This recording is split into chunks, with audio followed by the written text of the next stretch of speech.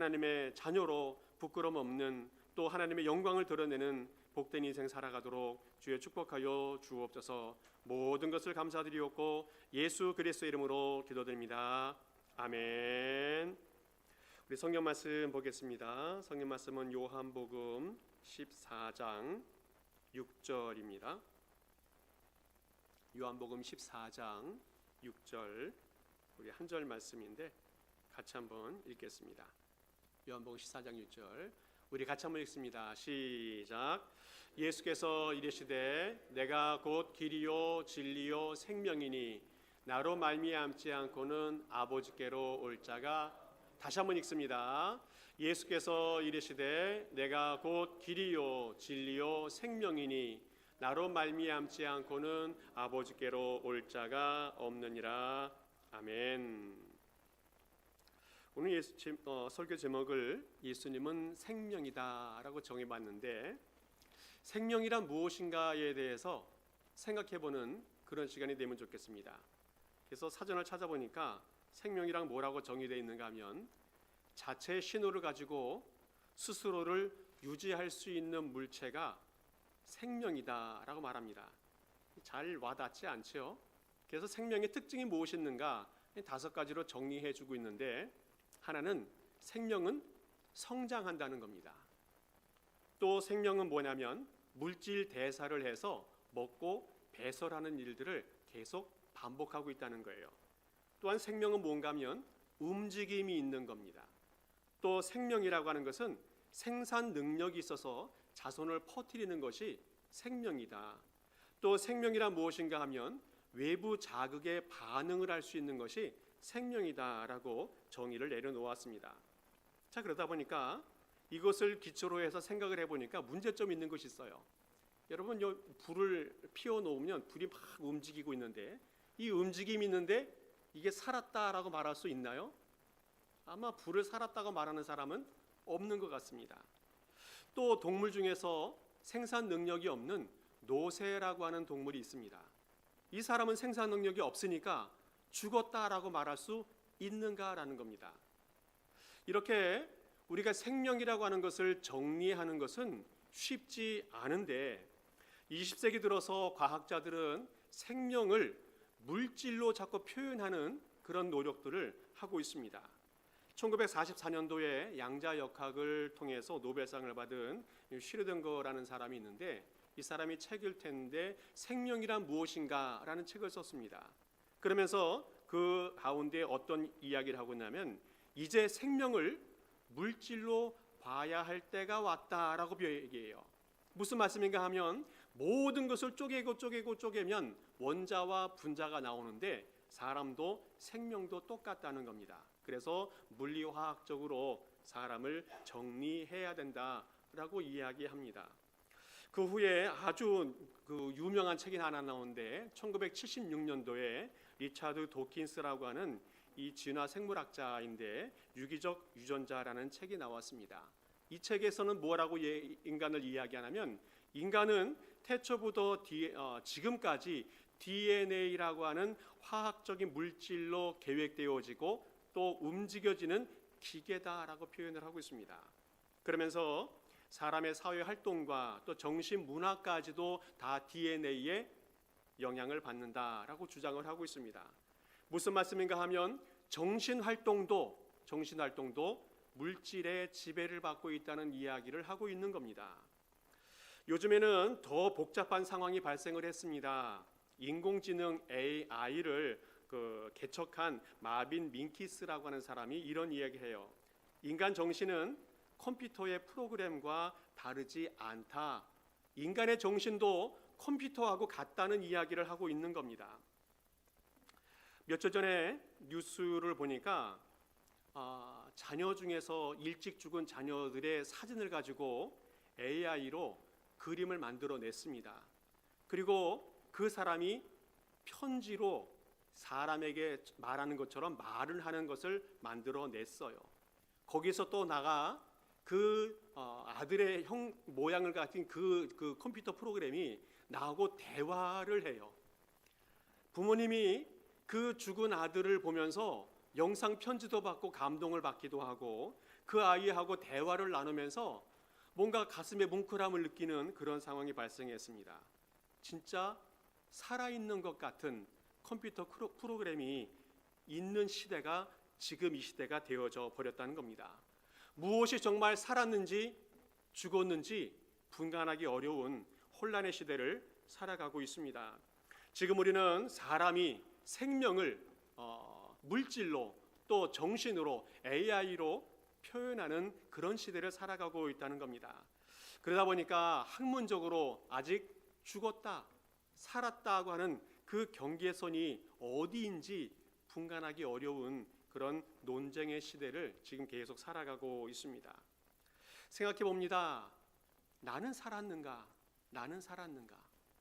그리고 내가 살아있음을 어떻게 증명할 수 있는가에 대해서 많은 혼란이 오는 시대를 살아가고 있습니다. 프랑스 철학자 데카르트는 이런 얘기를 해요. 나는 생각한다, 고로 존재한다. 무슨 말씀인가 하면 모든 것을 부정해도 그 부정할 수 있는 그 생각을 하고 있는 나는 살아있다는 것을 이야기하는 증명입니다. 나는 살았다, 나는 생명이 있다, 이렇게 이야기합니다. 그런데 정말 살아있느냐 한번 생각해 봐야 한다는 겁니다. 오늘에는 성경에서 과학에서 이야기하고 있는 또 사람들이 이야기하고 있는 그 생명이 전부가 아니라는 것을 오늘 우리에게 가르쳐 주고 있습니다. 육체적인 생명이라든지 과학적인 의미의 생명, 이것이 전부가 아니라는 것을 말씀해 주고 있어요. 그렇지만 성경이 과학적인 또 육체적인 생명을 무시하는 것은 아닙니다. 이 모든 것들도 하나님의 창조 질서 속에 포함되어져 있는 것입니다. 그러나 우리가 기억해야 할 것은 육체적인 생명 이면에 하나님이 만드신 생명이 있다는 것을 가르쳐 주고 있습니다. 하나님이 우리에게 영혼을 불어 넣어 주신 영혼이 있는 생명, 그 생명이 있다는 것을 우리에게 가르쳐 주고 있어요. 특별히 예수 그리스도로 통해서 길이요 진리요 생명이 되신 그 주님께서 우리에게 육체의 생명을 뛰어넘어서 영원한 생명을 우리에게 허락하신 그 생명이 있다는 것을 성경이 우리에게 가르쳐 주고 있습니다. 그러므로 이제 우리가 생명에 대해서 생각할 때에는 세상의 어떠한 지식보다도 성경에서 이야기하고 있는 그 영원한 생명에 대해서 깊이 생각하고 믿고 받아들이는 그런 성도 될 수 있기를 간절히 축복합니다. 자, 그러면 성경에서 이야기하고 있는 생명이 무엇인가, 생명력 있는 삶이 무엇인가에 대해서 알아봐야 되는데, 우리가 먼저 기억해야 할 것은 성경에서는 생명 없는 삶이 있다고 이야기하고 있어요. 생명이 없는 삶. 요한계시록 3장 말씀을 한번 보겠습니다. 3장 1절 2절 보겠는데 앞에 부분은 제가 읽고 뒷부분 여러분 읽으면 좋겠는데요. 사대교회 사자에게 편지하라. 하나님의 7 영과 7 별을 가진 이가 이르시되 내가 내 행위를 아노니 내가 살았다 하는 이름은 가졌으나 죽은 자로다.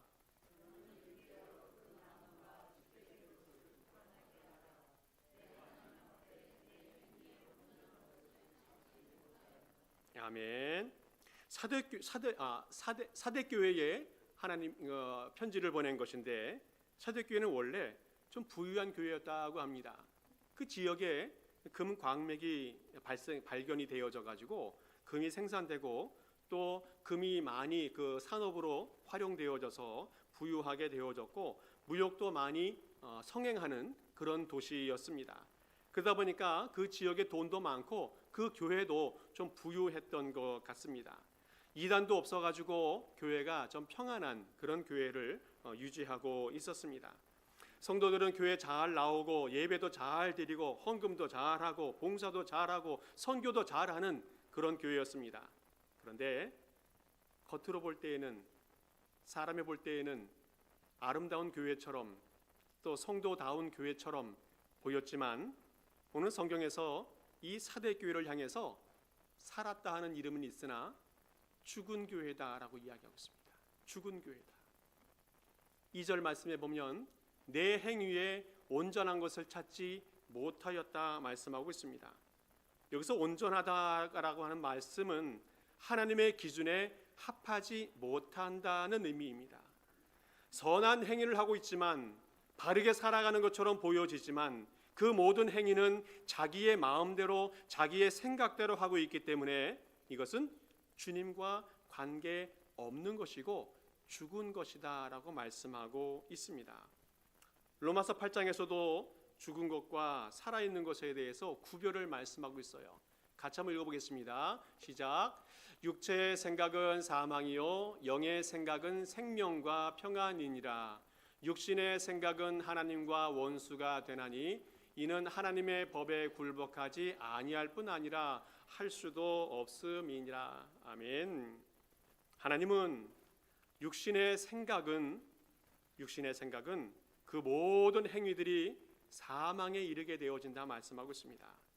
육신의 생각은 하나님과 원수가 되어진다 말씀하고 있어요.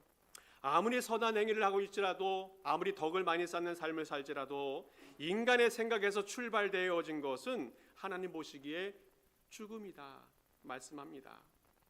살아있는 것 같으나 죽은 것이다 라고 주님께서 말씀하고 있어요. 오늘 성경에서 살았다 죽었다라고 말씀하는 모든 기준은 하나님과 관계가 있느냐 없느냐, 또 하나님이 기뻐하시느냐 그렇지 아니하냐에 따라서 삶과 죽음이 결정되어진다 말씀하고 있어요. 실제로 우리 모든 사람들은 죄 가운데에서 태어나서 죄 가운데 살아가다가 죄 가운데 죽는 인생이 우리 인생입니다. 아담과 하와가 하나님 앞에 범죄하면서 하나님 앞에 심판을 받고 하나님 앞에 쫓겨납니다. 하나님을 더 이상 만날 수도 없는 그런 환경이 되었습니다. 이것을 성경에서는 죽었다라고 말하고 있습니다. 죽음이라고 하는 것은 하나님에게서 떨어진 것, 더 이상 하나님을 만날 수 없는 것을 죽음이다 말합니다. 그 인생은 죽은 것뿐만 아니라 죽음을 향해서 계속 살아가다가 결국 죽게 되어지는 그런 운명에 처하게 되어집니다. 범죄한 인간, 그 이후에 얼마나 열심히 살았습니까? 그래서 산업도 발전시키고 문명도 탄생되어졌는데 인간의 능력과 노력으로 큰 업적을 쌓았는데 그것이 뭡니까? 바벨탑이에요. 오히려 하나님을 대적하는 도구가 되었습니다. 인간 스스로가 큰 힘과 위대한 용사가 되었는데 그것이 성경에서는 네필임이다, 니무롯이다 이야기해요. 이 사람들은 하나님을 대적하는 사람들이 되어졌습니다. 오늘 우리는 하나님과 떨어져 있는, 하나님과 관계없는 현실, 우리의 삶, 이것을 성경에서는 이렇게 표현해 주고 있어요. 창세기 6장 3절에 이렇게 이야기합니다. 여호와께서 이르시되 나의 영이 영원히 사람과 함께 하지 아니하리니 이는 그들이 육신이 됨이라. 육신이 됨이라. 옛날 성경에는 육체가 되었다라고 말하고 있는데 이 육신, 육체는 그냥 일반적인 단순한 몸이 아니라 죄의 영향을 받아서 사악하게 된 타락한 육체를 의미합니다. 그 육체는 결국 하나님의 심판에 의해서 멸망하게 되어진다는 겁니다. 우리가 바로 그런 존재라는 거예요. 우리는 죄 가운데 탄생하였고 하나님의 심판을 받아서 죽음으로 가고 있는 그런 인생이 되어 있다는 겁니다. 살아있는 것처럼 보여지지만 생명이 없는 존재라는 거고, 살아있는 것처럼 움직이고 있지만 하나님과 관계없으면, 하나님으로부터 떨어져 있으면 죽은 존재라는 것을 오늘 우리가 꼭 기억해야 한다는 겁니다. 그래서 하나님 없이 살아가는 사람, 하나님과 떨어져 살아가는 사람은 살아있는 것처럼 보여지지만 다 죽은 인생이라는 것을 성경에서 선포해 주고 있습니다. 그러나 그것이 끝이 아니라 성경에서는 생명이 있는 삶이 있다가 말했어요. 생명이 있는 삶.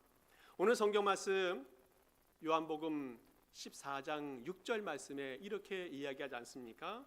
내가 곧 길이요 진리요 생명이다 말씀하고 있습니다. 오늘 여기서 길과 진리와 생명이 쭉 나열되어져 있는데 헬라어 원어 성경을 보게 되어지면 and로 계속 연결되어져 있어요. 무슨 말씀인가 하면 점점점 발전해가는 점진적인 문법이 표현되어져 있습니다. 무슨 말씀인가 하면 하나님께로 가는 길을 찾은 사람은 그 안에서 진리를 발견하게 되어지고 결국 생명의 삶을 살 수 있다는 말씀을 해주고 있어요. 예수님을 통해서 하나님께로 가는 그 길을 발견한 사람은 진리를 깨닫게 되어지고 그 안에서 생명을 누리게 된다는 진리를 우리에게 표현해 주고 있습니다. 그리고 마지막에 이야기하고 있는 그 생명은 헬라어에서 조엘이라고 하는 단어를 쓰게 되어지는데 그것은 육체적인 비오스라는 단어보다는 영적인 생명을 표현하는 그런 단어를 쓰고 있습니다. 무슨 말씀입니까? 이 생명은 죽음과 함께 소멸해버리는 유한한 생명이 아니라 죽음을 뛰어넘는 부활할 수 있는 영원한 참 생명을 이야기하고 있다는 겁니다. 자, 그런데 중요한 것은 이 영원한 생명이 어디에 있느냐라는 겁니다. 어디에 있느냐? 요한복음 5장 26절 말씀 보면 같이 한번 읽어보겠습니다. 시작. 아버지께서 자기 속에 생명이 있음 같이 아들에게도 생명을 주어 그 속에 있게 하셨고. 아멘. 원래 생명은 하나님에게 있었었는데 그 생명을 아들에게도 주셨다는 겁니다. 그래서 하나님에게도 영적인 영원한 생명이 계시고 예수님에게도 영원한 생명이 있다는 겁니다. 그런데 그것이 끝이 아니라 요한복음 1장 4절 말씀 보게 되어지면 이렇게 말합니다. 그 예수님 안에 생명이 있었으니 이 생명은 사람들의 빛이라. 예수 그리스도에게 생명이 있었는데, 영원한 생명이 있었는데 그 생명을 우리 각 사람에게 나누어 주었다는 겁니다. 원래 생명은 하나님에게 있었고 예수님에게 있었었는데 그 생명을 우리에게 선물로 허락해 주셨다는 겁니다. 그래서 예수 그리스도를 믿는 사람에게는 이제 영원한 생명의 소유자가 되었다는 거예요. 이제 우리는 영원한 생명을 소유한 생명 있는 존재가 되었다는 겁니다. 그래서 이제는 삶이 바뀌어야 돼요. 육체의 한계를 뛰어넘는 매일매일 영원한 생명의 삶을 살아가는 사람이 되어야 한다는 겁니다. 영원한 생명을 소유한 사람들은 이제 낡은 겉사람에 매여 있으면 안 된다는 것을 말씀해 주고 있어요. 날마다 속사람이 주도하는 영원한 생명을 추구하며 살아가는 그런 사람이 되어야 한다는 겁니다. 땅의 것에 관심 갖지 아니하고 위의 것 하나님을 바라보는 그런 사람이 되어야 한다는 거예요. 삶의 목적과 방향이 하나님에게 정해져 있는 그런 사람이 되어야 한다는 겁니다. 오늘 주님께서 생명 있는 삶을 이야기하면서 그 생명 있는 사람은 하나님과 바른 관계를 맺는 그런 사람이 되어야 한다고 말씀하고 있는데 그 바른 관계를 맺는 것을 성경에서는 회개한다라고 말합니다. 회개한다. 이 회개라고 하는 것은 보통 자신의 죄를 하나님께 고백하는 것을 회개한다라고 말하는데 고백하는 것에 머물면 안 된다는 것을 말씀해 주고 있어요. 회개는 뉘우치는 것 거기서 머물면 안 되고 삶이 변화되어져야 한다는 것을 말하고 있습니다. 보통 회개할 때 눈물 콧물 흘리면서 기도하고 회개하고 또 부르짖는데 거기에서 끝나면 안 된다는 것을 말씀해 주고 있어요. 회개라고 하는 것은 방향을 바꾸고 하나님께로 돌아가는 것을 말씀하고 있습니다. 운전을 많이 하고 살아가는데 남쪽 워싱턴을 가기 위해서 95번 고속도로를 타야 남쪽으로 가야 이제 워싱턴에 가게 되어지는데 가다 보니까 방향이 잘못된 것을 알았어요. 북쪽으로 가고 있습니다. 뉴욕으로 가고 있고 보스턴 쪽으로 가고 있어요. 이 아차 싶어갖고 깨닫는 시간이 되었는데 그래서 차 안에서 기도합니다. 하나님, 내가 지금 잘못 가고 있습니다. 바로 해 주십시오. 간절히 핸들을 붙들고 북쪽으로 가고 있으면서 기도를 하고 있는데 그러면 길이 바뀌는가라는 거예요. 우리는 방향을 바꾸는 것이 중요하다는 겁니다. 회개라고 하는 것은 방향을 바꾸는 겁니다. 행동을 바꾸는 것이고 내 방향을 하나님께로 돌리는 것을 이야기한다는 거예요. 이제 회개라고 하는 것은 죽은 자의 삶에서 살아있는 자의 삶으로 바뀌는 것을 이야기합니다. 육신적으로 살아갔던 사람이 이제는 영적인 사람으로 변화되는 것, 이것을 회개라고 이야기해요. 생명의 삶을 갖고 있는 사람들은 하나님께로 돌아가야 할 줄을 믿습니다. 생각만 돌아가도 안 되고 기도만으로 돌아가도 안 되고 우리의 삶이 하나님께로 돌아가야 할 줄을 믿습니다. 누가복음 15장 보면 이 탕자 이야기가 나와요. 탕자가 아버지의 유산을 받아가지고 먼 나라 가지 않습니까? 그리고 허랑방탕하게 살면서 모든 가산을 탕진해요. 그래서 거지가 되어서 굶어 죽게 되었는데 그때 깨닫습니다. 이제 스스로 돌이켜 이르되 내 아버지에게는 양식이 풍족한 품꾼이 얼마나 많은가. 나는 여기서 주려 죽는구나. 큰 깨달음을 갖게 되었어요. 깨달음. 그러나 여기에 계속 머물러 있으면 죽어요.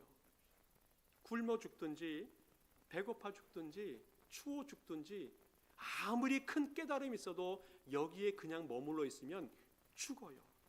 그러면 어떻게 됩니까? 20절 말씀 보면 이렇게 이야기하고 있어요. 이에 스스로 돌이켜 이르되 내 20절 같이 한번 읽겠습니다. 시작. 이에 일어나 아버지께로 돌아가니라. 아직도 거리가 먼데 아버지가 그를 보고 측은히 여겨 달려가 목을 안고 입을 맞추니, 오늘 여기서 중요한 말씀이 나옵니다. 이에 일어나 아버지에게로 돌아간다. 그래서 살았습니다. 계속 머물러 있었으면 죽었어요. 그러나 일어나서 아버지에게로 돌아갔더니 살게 되었다는 겁니다.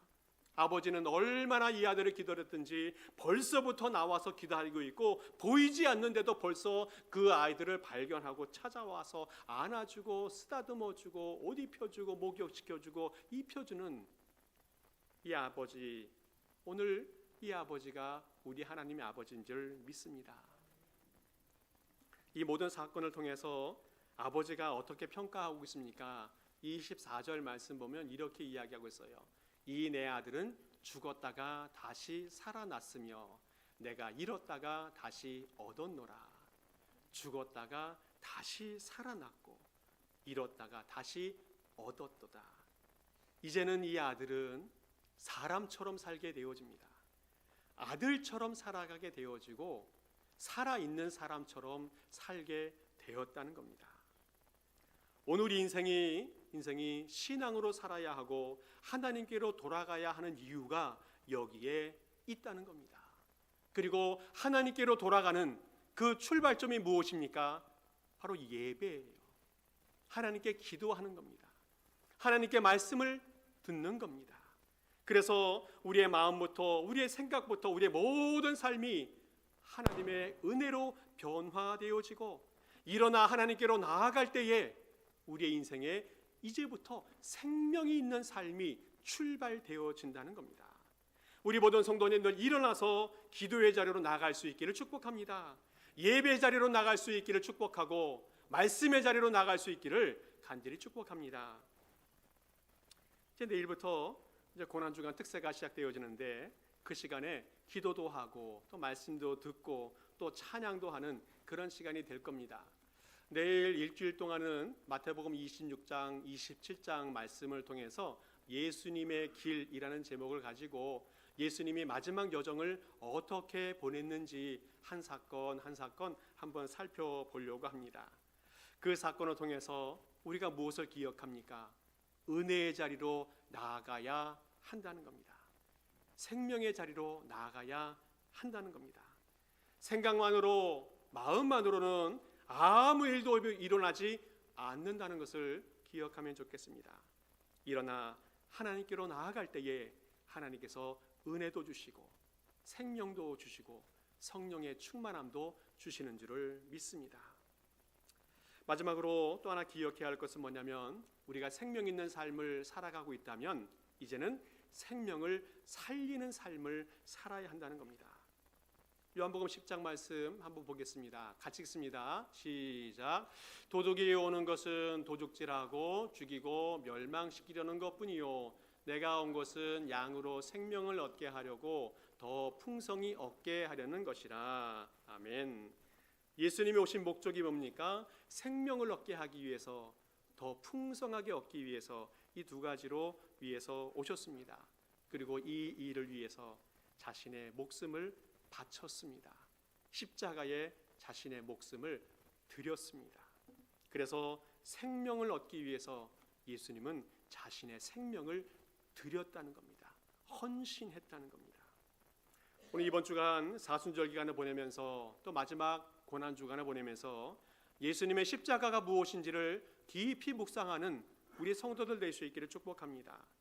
예수님의 십자가는 하나님께 돌아가는 길입니다. 예수님의 십자가는 생명을 얻는 길이 되어집니다. 예수님은 십자가에서 자신을 죽이셨습니다. 피를 흘리셨고 또 살을 찢겨 주셨습니다. 그것은 예수님의 죄 때문이 아니라 바로 우리의, 여러분과 저의 죄 때문에 그렇게 해 주셨습니다. 그러나 우리는 그 십자가에서 생명을 얻게 되어지고 구원을 얻게 되어지고 천국을 얻게 되어진다는 겁니다. 예수님은 십자가에 죽어주셨지만, 죽음이 십자가였지만 우리는 그 십자가가 생명의 십자가가 되어진다는 사실을 마음속에 기억할 수 있기를 바랍니다. 그 십자가를 통해서 그 십자가를 믿는 우리에게 생명과 영생과 천국을 허락해 주셨습니다. 예수님의 십자가는 얼마나 큰 아픔과 헌신과 희생이 있었는지 알 수 없습니다. 그 예수님의 십자가, 그것은 얼마나 많은 아픔이 있었는지 우리는 상상하지 못할 만큼 큰 아픔이었습니다. 또 얼마나 예수님이 우리를 사랑하셨으면 그런 모욕과 수치와 부끄러움을 당해 주셨을까. 생명을 살리는 일은 거저되는 일은 없습니다. 생명을 살리는 일은 헌신과 희생이 있어야 가능하다는 겁니다. 아무런 수고와 헌신이 없이는 생명이 살아나는 일은 절대로 없습니다. 생명이 희생되는 헌신이 있어야 생명이 살아날 수 있다는 겁니다. 우리는 예수님의 생명, 예수님의 영원한 생명을 받은 그런 축복된 사람인 줄을 믿습니다. 그런데 예수님께서 우리에게 말씀하십니다. 너희가 생명을 받았느냐? 그렇다면 생명을 살리는 삶을 살아야 한다고 말씀해 주고 있습니다. 주님께서 제자들을 부르실 때에 마태복음 19장에 이렇게 말씀합니다. 나를 따라오라. 내가 너희를 사람 낚는 어부가 되게 하리라. 예수님의 제자들을 한 사람 한 사람 불러서 고기 잡는 어부였는데 3년 동안 훈련하시고 제자로서 또 전도자로서 쓰임받는 사람이 되게 해 주었어요. 그래서 이 사람들이 한평생 생명을 구원하는 전도자의 삶을 잘 살았는데 어느 정도까지 살았습니까? 예수님처럼 자신의 목숨을 헌신하기까지, 순교자가 되기까지 헌신하면서 그 사명을 감당했어요. 사도행전 7장에도 스데반 집사님이 집사로 선택되어져서 교회 안에서 사역도 감당하고 교회 밖에 나가서는 예수님의 복음을 증거하는 그런 삶을 살았습니다. 예수님의 복음을 증거하다가 보니까 그 말씀에 화가 난 분노한 군중들이 돌을 들어서 이 스데반 집사님을 돌로 쳐 죽였어요. 그때 이 스데반 집사님이 이렇게 기도합니다. 주여, 이 죄를 저들에게 돌리지 마옵소서. 주여, 이 죄를 저들에게 돌리지 마옵소서. 스데반 집사님은 이 자리에서 생명을 잃었는데 그 생명을 잃은 그 자리에 다른 생명을 싹트는 씨앗이 심겨졌다는 겁니다. 예수 그리스도의 십자가 복음과 자신의 헌신이 담겨진 그 순교의 피가 결국 생명의 씨앗이 심겨지는 기회가 되어졌다는 거예요. 그 자리에 참여하여서 핍박의 주동자가 되었던 그 바울이 예수님을 믿는 출발점이 되었습니다.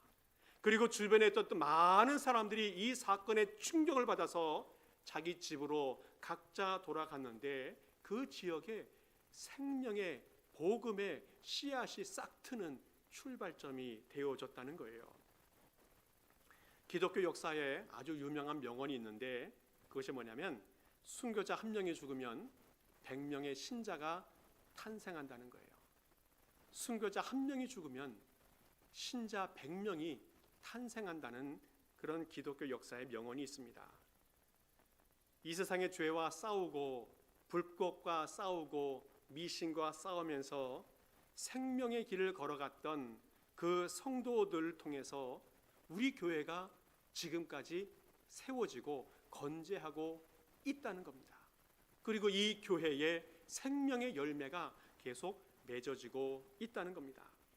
생명을 얻기 위해서 십자가에서 목숨을 버리신 예수님, 그리고 예수님의 그 십자가의 길을 따라가면서 목숨을 걸고 복음을 전했던 그 사명을 감당했던 그 제자들, 또 그 이후에도 목숨을 걸고 신앙을 위해서 복음을 전했던 수많은 헌신하는 사람들, 그 사람들로 인해서 우리 교회가 오늘 세워졌고 생명을 살리는 교회로 든든하게 쓰임받고 있다는 겁니다.